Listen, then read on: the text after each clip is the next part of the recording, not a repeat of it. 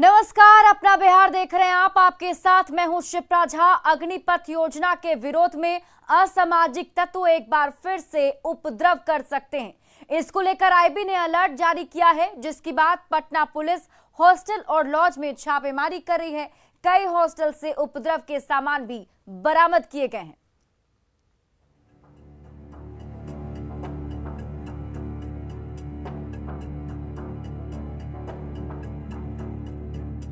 अग्निपथ को लेकर आईबी का अलर्ट।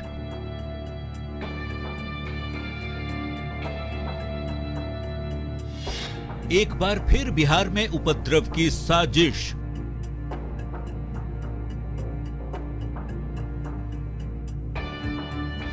असामाजिक लोग कर सकते हैं उपद्रव।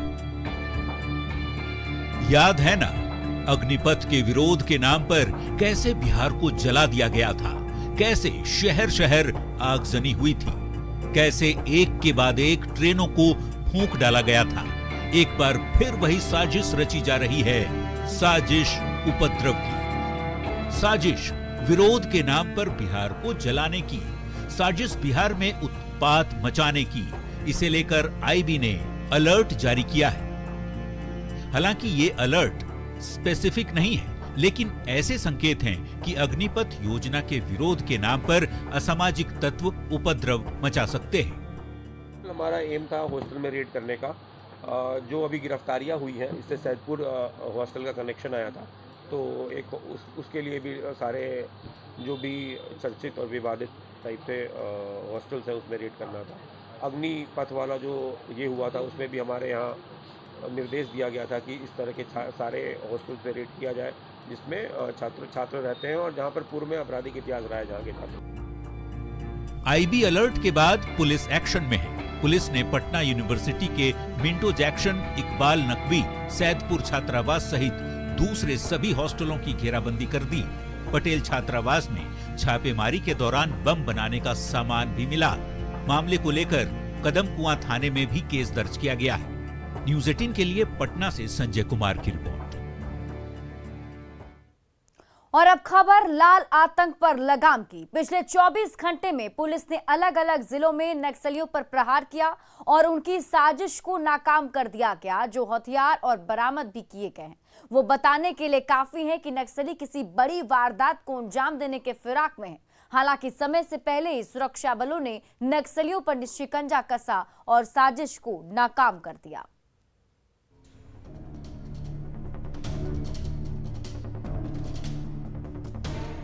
जब जमीन हथियार उगलने लगी और जब मिट्टी से मिलने लगे विस्फोटक, तो कौन नहीं चौंकेगा। मेटल डिटेक्टर से विस्फोटक ढूंढते इन जवानों को देखिए। तस्वीरें बांका के पुलवा जंगल की है। पुलिस और एसएसबी के जवानों ने जैसे ही जमीन को खोदा, जंगल की जमीन विस्फोटक उगलने लगी। सर्च ऑपरेशन जमीन के अंदर दबाकर रखा गया 1 quintal ammonium nitrate, 2 hand grenade और 2 मस्केट बरामद हुआ। अब जरा बोरे से निकलते AK-47 को देखिए। तस्वीरें गया के इमामगंज की है।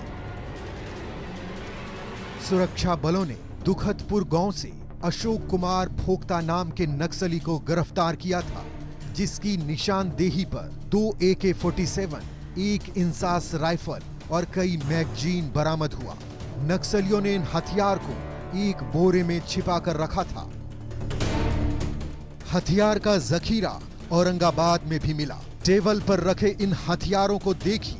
असॉल्ट राइफल है, 1 अंडर बैरल ग्रेनेड लॉन्चर है, 129 कारतूस है, 1 मैगजीन है और 6 ग्रेनेड है। यही नहीं, इसके अलावा और भी बहुत कुछ मिला उस सर्च ऑपरेशन में, जो मदनपुर थाना क्षेत्र के मुरली पहाड़ पर चलाया गया। सूचना मिली थी कि पहाड़ पर नक्सली किसी बड़ी घटना को अंजाम देने की फिराक में जुटे हुए हैं।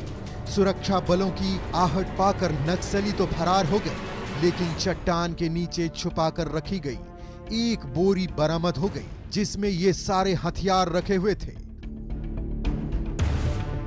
एक असॉल्ट राइफल HK-33 बरामद हुआ है। इसके साथ यूबीजीएल अटैच्ड है, साथ में 2 मैगजीन, 123 लाइव राउंड और यूबीजीएल जो ग्रेनेड है 6 राउंड उसके बरामद हुए हैं। औरंगाबाद में अभी 2 दिन पहले शुक्रवार को भी हथियार का जखीरा मिला था। तब सुरक्षा बलों की टीम ने छकर बांधा के जंगल में छापेमारी की थी। ये सारे हथियार सुरक्षा बलों के खिलाफ इस्तेमाल करने के लिए रखे गए थे, लेकिन सुरक्षा बलों ने नक्सलियों के मंसूबों पर पानी फेर दिया। न्यूज़ 18 के लिए बांका से नागेंद्र, गया से एलन लीली और औरंगाबाद से संजय सिन्हा की रिपोर्ट। लखीसराय में पुलिस ने शराब के अवैध कारोबार के खिलाफ अभियान चलाया और शराब की भट्टियों को ध्वस्त कर दिया। यह अभियान नक्सल प्रभावित चानन थाना क्षेत्र के कछुआ गांव में चलाया गया, जहां पहाड़ी इलाके में शराब की भट्टियां चल रही हैं।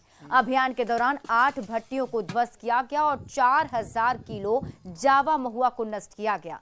हालांकि छापेमारी से पहले ही धंधेबाज फरार हो गए।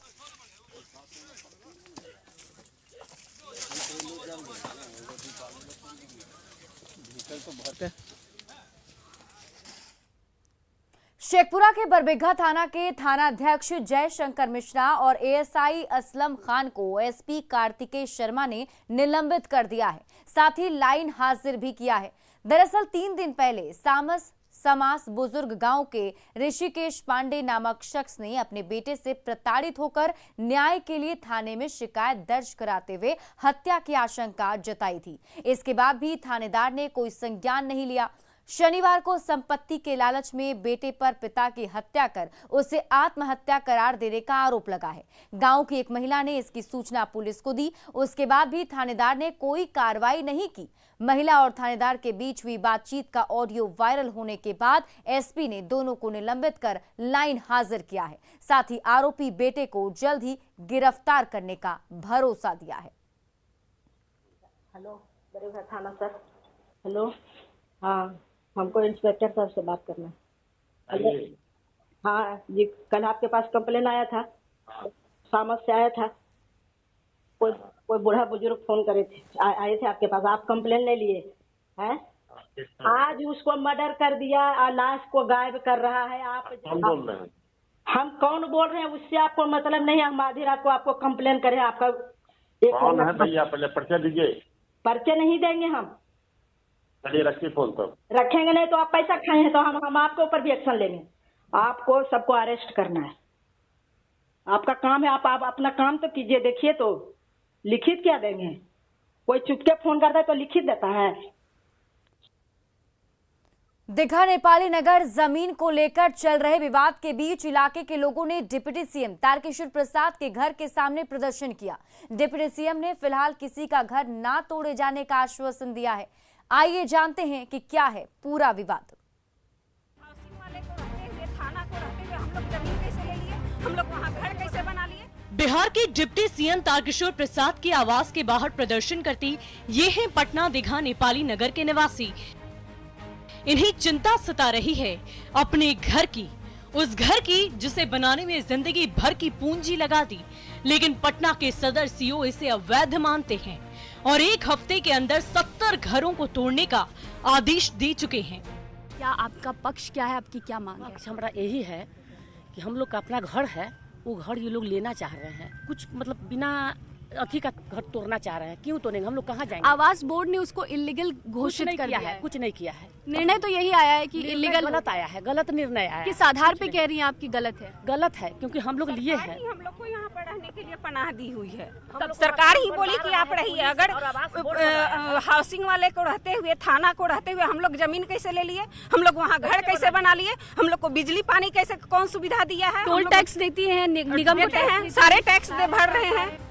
डिप्टी सीएम के आश्वासन के बाद नेपाली नगर के लोगों को 30 तारीख तक की मोहलत मिल गई है। 30 तारीख को डिप्टी सीएम सभी विभागों के अधिकारियों के साथ बैठक करेंगे और उसके बाद ही जो भी निर्णय होगा सो होगा। इनके आश्वासन पर हम लोग विश्वास कर सकते हैं, लेकिन मेरे आंदोलन में कोई कमी नहीं आएगी। ये आंदोलन जैसा घोषित है, तो साफ तौर पर जो बातें निकल कर आ रही है वो यही निकल कर आ रही है कि उप मुख्यमंत्री ने इन तमाम लोगों को आश्वासन दिया है कि जो सदर सीओ का नोटिस आया है मकानों को तोड़ने का, उस पर तत्काल स्टे लगाया जाएगा। अब जरा नेपाली नगर की तस्वीर देख लीजिए और पूरा मामला समझ लीजिए। यही है वो नेपाली नगर जिसके 70 घरों को तोड़ने का आदेश पटना के सदर सीओ ने दिया है। ये जो पूरा इलाका है, अगर हम आपको पीछे हमारे तस्वीरों में दिखाएं तो देखिए ये जो तमाम मकानें आपको दिखाई दे रही हैं ये इसी 90 फीट इलाके के पास में है जिसको नेपाली नगर के नाम से भी जाना जाता है। और ये दिघा जो मेन रोड है, आशियाना दिघा, उससे तकरीबन 500 मीटर गली में अंदर पड़ता है। तो ऐसे में जो ये तमाम अभी हंगामा एक बार फिर से बरपा है, उसकी वजह जो है वो यही बताई जा रही है कि जो जिस तरीके से इसको अवैध करार दिया गया है और इन मकानों को तोड़ने का जो आदेश पारित हुआ है उसको लेकर के ये जो तमाम लोग हैं वो आक्रोशित हैं। मान लिया कि ये जो आवास बने हैं वो अवैध रूप से बनाए गए हैं, लेकिन सवाल है कि 50 साल तक इस पर कार्रवाई क्यों नहीं हुई? घरों को बनने के पहले क्यों नहीं रोका गया? और एक दिन में इतने सारे घर तो बने नहीं होंगे, तो क्या अधिकारियों ने पैसे लेकर आंख मूंद ली? और अगर हाँ, तो फिर उन भ्रष्ट अधिकारियों पर कार्रवाई कब तक होगी? संवाददाता ऋतु रोहिणी की रिपोर्ट। मौसम विभाग ने मधुबनी में भारी बारिश का अनुमान जताया है और देखिए अब अलग अलग जगहों पर, खासतौर पर अगर देखेंगे बिहार में, तो अलग अलग जगहों पर बाढ़ का खतरा मंडराने लगा है, जिसको लेकर अब मौसम विभाग ने भी अलर्ट जारी किया है। प्रशासन को अलर्ट मोड में रहने के लिए कहा गया है। वहीं नेपाल में लगातार बारिश में भूतही बलान नदी में पानी का दबाव बढ़ने लगा है, जिससे कुछ जगहों पर नदी की दिशा भी बदल गई है। खासकर फुलपरास प्रखंड के हनुमान नगर गांव के पास भूतही बलान नदी की धारा दक्षिण की बजाय पूरब की ओर मुड़ गई है, जिससे कटाव होने लगा है। जल संसाधन मंत्री संजय झा खुद वहां पहुंचे। हनुमान नगर पहुंचकर उन्होंने भूतही बलान नदी के तटबंधों का निरीक्षण किया, साथ ही अधिकारियों को कई निर्देश दिए।